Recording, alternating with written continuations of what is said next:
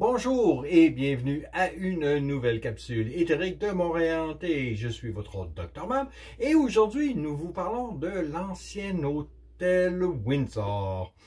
Avec ses centaines de cas de fantômes répertoriés, Montréal mérite amplement sa réputation de ville la plus hantée d'Amérique du Nord. Et notre mission est de vous les faire connaître, entre autres avec nos capsules chaque 2 samedis en anglais et en français. Pour en savoir plus sur Montréal Hanté, je vous encourage à suivre les liens dans la description.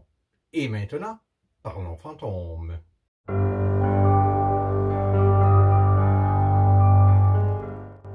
Montréal abritait autrefois l'hôtel Windsor, qui se targuait d'être le meilleur de tout le Dominion. Ouvert en 1878, il est considéré comme un des premiers grands hôtels ferroviaires du Canada. Inspiré du luxueux Waldorf Astoria de New York, l'hôtel Windsor courtisait les voyageurs fortunés qui arrivaient en train à la gare Windsor située à proximité. Il comptait près de 400 chambres luxueuses, 6 restaurants, sans compter les somptueuses salles de conférences et de bal. La pièce maîtresse était une magnifique coupole de 15 tonnes au-dessus du hall d'entrée principal. Des informations touristiques étaient même fournies aux clients sous forme du guide de l'hôtel Windsor sur la ville de Montréal, avec index et répertoire de magasins. Au fil des ans, l'hôtel a accueilli de nombreux hôtes célèbres, dont la royauté britannique. En effet, George VI et sa femme ont séjourné à l'hôtel en 1939 en grande pompe.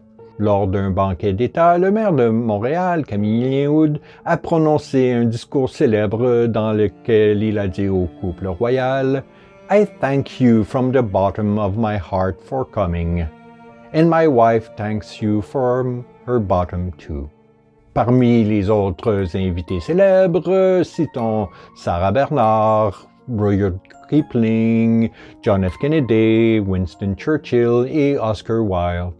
Même l'universitaire et humoriste Stephen Leacock de l'Université McGill a vécu ces dernières années au célèbre hôtel. D'importantes réunions ont également eu lieu à l'hôtel Windsor. En 1917, la Ligue nationale de hockey y a été créée lorsque les propriétaires des Canadiens de Montréal, des Bulldogs de Québec, des Sénateurs de Ottawa et des Wanderers de Montréal se sont rencontrés dans un des restaurants et ont élaboré leur plan. Un autre invité célèbre n'était nul autre que l'auteur américain Mark Twain, qui a eu sa seule expérience paranormale lors d'un séjour à l'hôtel en décembre 1881. Twain a relaté son expérience dans le numéro de septembre 1897 du Harper's Magazine. En bref, il aurait repéré, alors qu'il donnait une conférence en après-midi, une femme qu'il n'avait pas vue depuis 20 ans, et qui portait une robe particulière. Désireux de lui parler, il fut déçu de ne pas pouvoir la localiser dans la foule. Plus tard en soirée, il la retrouva enfin. Elle portait exactement la même robe, mais elle prétendit être arrivée à Montréal seulement 1 heure plus tôt et ne pas avoir assisté à la réception de l'après-midi. L'article de Mark Twain avait pour titre « A Glimpse at Second Sight ». Le voici dans son intégralité. Il y a plusieurs années, j'étais en tournée avec George Blue Cable. À Montréal, nous avons été honorés par une réception, laquelle a commencé à 14 heures dans un long salon de l'hôtel Windsor. Monsieur Cable et moi, nous tenions à une extrémité de la pièce, et les dames et les messieurs y entraient par l'autre, puis remontaient le long côté gauche, nous serraient la main, disaient un mot ou deux avant de continuer. J'ai une vue quelque peu télescopique, et j'ai reconnu un visage familier parmi la foule d'étrangers qui arrivaient par la porte éloignée. Et je me suis dit, avec surprise et grande satisfaction, « C'est Madame Eyre. » J'avais oublié qu'elle était canadienne. Elle avait été une de mes grandes amies à Carson City, Nevada, dans les débuts. Je ne l'avais pas vue ni entendu parler d'elle depuis 20 ans. Je n'avais pas pensé à elle. Rien ne me la suggérait, rien ne la rappelait à mon esprit. En fait, pour moi, elle avait depuis longtemps cessé d'exister, et avec moi une conscience. Twain poursuivit. Mais je l'ai reconnue instantanément, et je l'ai vue si clairement que j'ai pu noter certains détails de sa robe. et ils sont restés dans mon esprit. J'étais impatient qu'elle vienne. Au milieu des poignées de main, je l'ai aperçue et j'ai noté sa progression alors qu'elle avançait lentement au bout de la pièce. Puis je l'ai vue commencer à remonter le côté, ce qui m'a donné une vue complète de son visage. Je l'ai vue pour la dernière fois quand elle était à moins de 25 pieds de moi. Pendant 1 heure, j'ai continué à penser qu'elle devait être encore dans la pièce quelque part et qu'elle finirait par venir en vain. Mark Twain espérait la revoir lors d'une conférence le même soir pour refaire connaissance. Il explique: « Quand je suis arrivé dans l'amphithéâtre ce soir-là, quelqu'un m'a dit « Venez dans la salle d'attente. Il y a là une de vos connaissances qui veut vous voir. Vous ne serez pas présenté.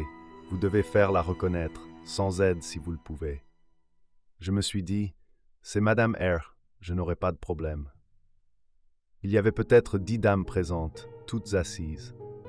Au milieu d'elles se trouvait Madame R, comme je m'y attendais. Elle était habillée exactement comme lorsque je l'avais vue l'après-midi.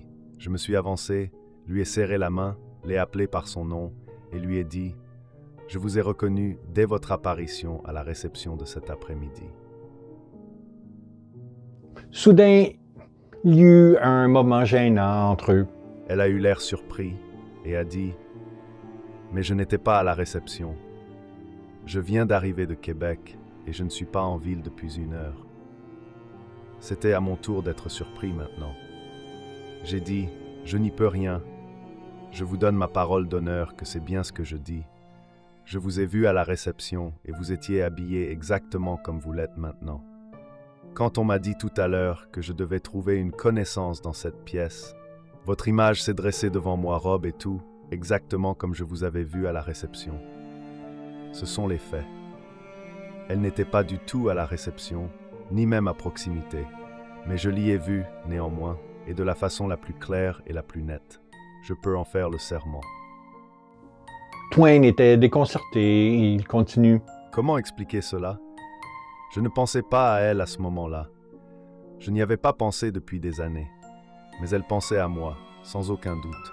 Sa pensée a-t-elle traversé les lieux jusqu'à moi et a apporté avec elle cette vision claire et agréable d'elle-même? Je le crois. Ce fut et cela reste ma seule expérience en matière d'apparition. Je veux dire d'apparitions qui se produisent quand on est ostensiblement éveillé. Il se peut que j'ai été endormi pendant un moment. L'apparition peut avoir été la créature d'un rêve. Mais cela n'a rien à voir. Ce qui est intéressant, c'est que la chose se produise juste à ce moment-là, et non à un moment antérieur ou postérieur, ce qui est un argument pour dire que son origine se trouve dans le transfert de pensée. Après cet incident, Mark Twain n'a plus jamais eu d'expérience paranormale. On ignore pour l'instant si le Windsor a eu un rapport avec ce cas de transfert de pensée. Ce qu'on sait, c'est que l'hôtel a été construit à côté de l'ancien cimetière Saint-Antoine, un lieu hanté dont il a été question dans une capsule précédente. Souvenez-vous, lors d'une épidémie de choléra à Montréal, de nombreuses personnes avaient été enterrées à la hâte, toujours vivants, dans ce cimetière. Peut-être y a-t-il une corrélation entre l'activité paranormale et les âmes agitées enterrées dans les tranchées de ce qui est aujourd'hui le Square Dorchester. Un autre fait intéressant est que l'hôtel Windsor a subi plusieurs incendies, dont 2 majeurs, qui pourraient être également liés aux fantômes du cimetière. En 1906, un incendie a détruit près de 100 chambres, ce qui a entraîné des rénovations majeures. Celle-ci comprenant l'ajout d'une nouvelle aile appelée Annexe Windsor au nord du bâtiment d'origine. Contrairement au reste de l'hôtel, cette nouvelle aile a été conçue dans le style Second Empire. Le nombre de chambres a également doublé, passant de près de 400 à 750. Avec cette expansion, l'hôtel occupait un pâté de maisons en entier. Puis, en 1957, un autre incendie massif a détruit 1/3 de l'hôtel. Les dégâts étaient considérables. La section originale de l'hôtel a dû être démolie, comprenant entre autres l'énorme coupole qui s'effondre le 12 août 1959 dans un grand fracas qui a secoué le centre-ville. Sur le site vacant de l'hôtel d'origine, des hommes d'affaires et des investisseurs ont supervisé la construction de la tour CIBC dans les 5 années qui ont suivi. Aujourd'hui, l'annexe Windsor n'est plus un hôtel, mais plutôt un site qui accueille des mariages, des lancements de presse, des galas et autres événements de haut niveau. Avec la fameuse Peacock Alley, nommée ainsi en raison des motifs de pente dans ses vitraux, et 2 salles de bal, l'annexe rappelle l'époque où l'hôtel Windsor était le plus prestigieux de tout le Canada. On ignore par contre si cette annexe s'est hantée ou non. Voilà qui était notre petit tour d'horizon de l'ancien hôtel Windsor. Si vous y avez fait déjà des rencontres paranormales, soit dans les salles actuelles ou dans l'ancien hôtel, je vous encourage fortement à nous en faire part dans les commentaires. Je vous encourage également à aimer la vidéo, vous abonner et activer les notifications afin de ne manquer aucune de nos capsules. D'ici notre prochain rendez-vous, je vous souhaite un bon 2 semaines et gardez l'œil ouvert, on ne sait pas quel fantôme rôde à Montréal.